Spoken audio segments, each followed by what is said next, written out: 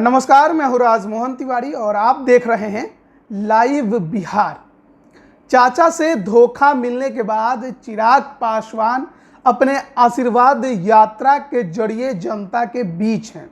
जनता से लगातार मुलाकात कर रहे हैं और बता रहे हैं कि किस प्रकार से उनके पिता के निधन के कुछ महीने बाद ही खुद उनके ही चाचा पशुपति कुमार पारस ने उनके पीठ में खंजर घोंपा। आशीर्वाद यात्रा की शुरुआत 5 जुलाई को उन्होंने अपने चाचा के संसदीय क्षेत्र हाजीपुर से की।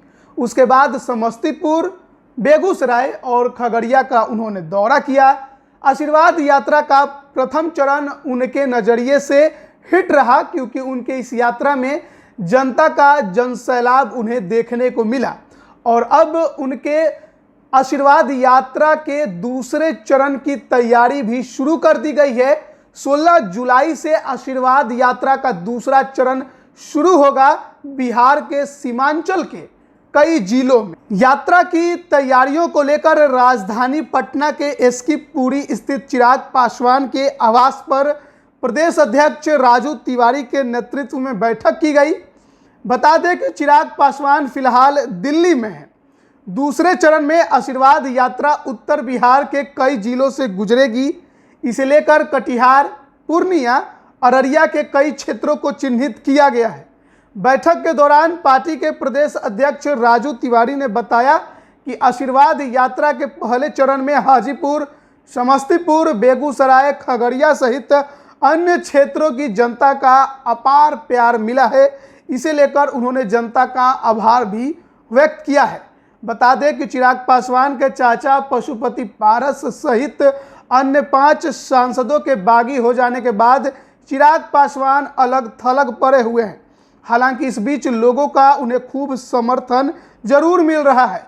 चिराग ने अपने दल को मजबूत करने और सियासी पैठ बनाने के लिए अपने पिता दिवंगत रामविलास पासवान की जयंती के मौके पर हाजीपुर से आशीर्वाद यात्रा की शुरुआत की थी। आशीर्वाद यात्रा के दौरान चिराग पासवान ने मोदी सरकार में मंत्री बने अपने चाचा पशुपति पारस पर खूब तंज कसा।